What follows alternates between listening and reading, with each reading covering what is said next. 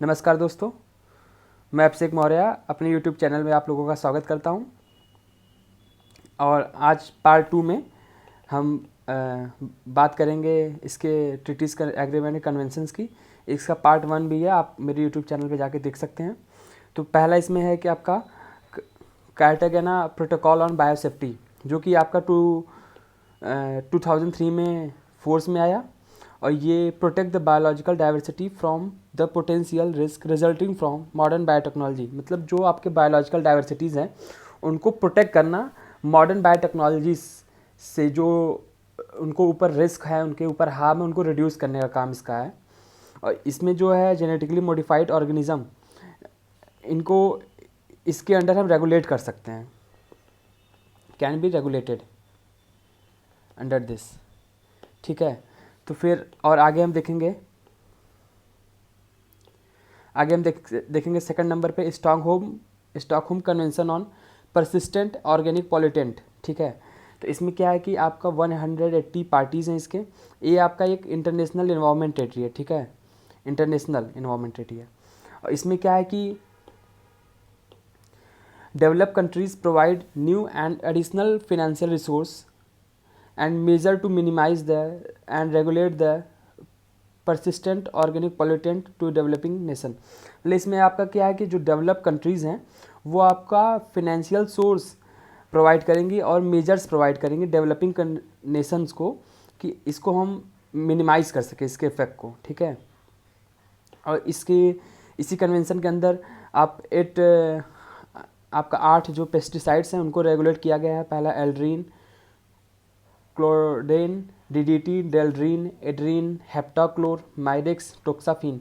इसका एग्ज़ाम में पूछा जा सकता है कि कौन कौन से नाम हैं, उनको आप याद रखिए। ठीक है, और फिर इसमें 2 इंडस्ट्रियल केमिकल्स हैं इसके अंदर रेगुलेट होते हैं। पहला क्या है कि hexachlorobenzene and the polychlorinated biphenyl group, ये 2 हैं। और फिर 2 आपका जो इंडस्ट्रियल बाई प्रोडक्ट्स हैं, डायक्सिन एंड फ्यूरॉन। ये काफ़ी इंपॉर्टेंट है, डायक्सिन एंड फ्यूरॉन। जो आपका बायोमेडिकल वेस्ट वगैरह हैं उनसे भी ये काफ़ी ज़्यादा इमर्ज होता है, काफ़ी न्यूज़ में भी रहा है, तो इनको आप ज़रूर याद रखिए।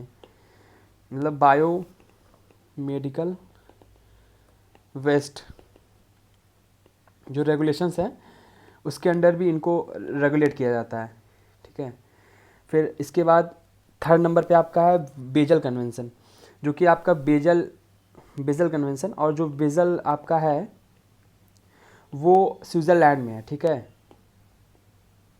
प्लेस का भी नाम पूछ सकता है, तो आपको स्विट्ज़रलैंड में इसको फॉर्मली इसका नाम जो है the Basel Convention on control provide transboundary movement of hazardous waste and their disposal. इसका फॉर्मल नेम है, काफ़ी बड़ा है, तो आप इसको कोई ज़रूरत नहीं इतना याद करें। लेकिन ये जाने कि जो बेजल कन्वेंशन है आपका वो hazardous movement of hazarded waste and their disposal, इस पर डील करता है। मतलब आपका ये काफ़ी जानना जरूरी है कि बेजल कन्वेंशन किससे रिलेटेड है, ये movement of hazarded waste and their disposal.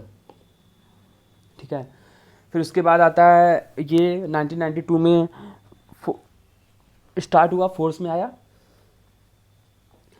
फिर और एक चीज़ और ध्यान देने वाली है कि ये जो आपका बेजल कन्वेंशन है ये हेजार्डेड वेस्ट को तो एड्रेस करता है, बट इसमें जो रेडियो एक्टिव वेस्ट है उनके मूवमेंट पे ये इनको एड्रेस नहीं करता है।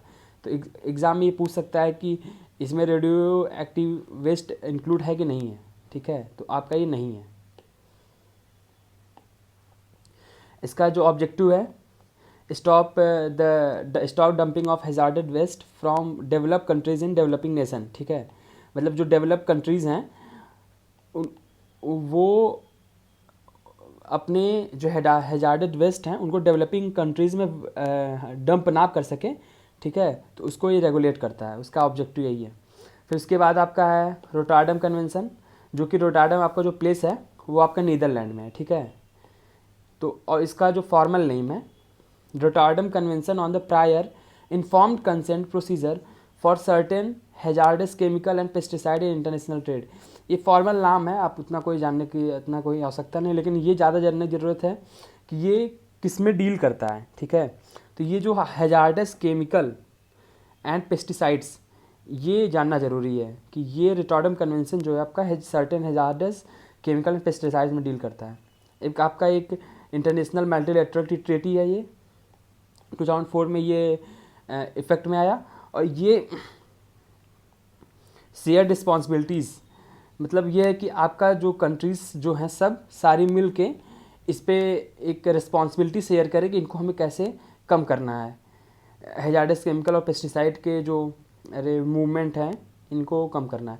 और ये प्रमोट करता है इंफॉर्मेशन एक्सचेंज को। मतलब इंफॉर्मेशन एक्सचेंज मतलब कि आप एक कंट्री से दूसरे कंट्री में आप एक्सपोर्ट या इंपोर्ट कर रहे हैं, तो इनके बीच में एक ओपन इंफॉर्मेशन एक्सचेंज होना चाहिए जिससे ये पता चल सके कि ये कहाँ से कहाँ पे जा रहा है।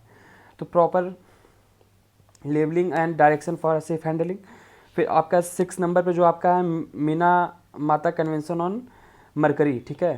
तो आपका मीना माता एक तरीके का डिजीज़ भी है जो कि मरकरी से एक्सेस मरकरी से होता है। ये काफ़ी न्यूज़ में भी रहता है कि मीना माता डिजीज़ किससे होता है। तो आपका ये मीना माता कन्वेंशन ऑन मरकरी है, ये आप 2003 में साइन हुआ था, लेकिन अभी तक ये फोर्स में नहीं आया है, ठीक है। और ये ह्यूमन हेल्थ, इसका ऑब्जेक्टिव है कि आपका ह्यूमन हेल्थ और इन्वायरमेंट को प्रोटेक्ट कर सके, कि जो मरकरीज़ के बैड इफ़ेक्ट्स हैं उनसे आपको ये प्रोटेक्ट कर सके, ठीक है। ये आपके 6 कन्वेंशंस थे। तो आप और भी हमारे वीडियोज़ को देखते रहिए, हमारे साथ बने रहिए। थैंक यू देखने के लिए।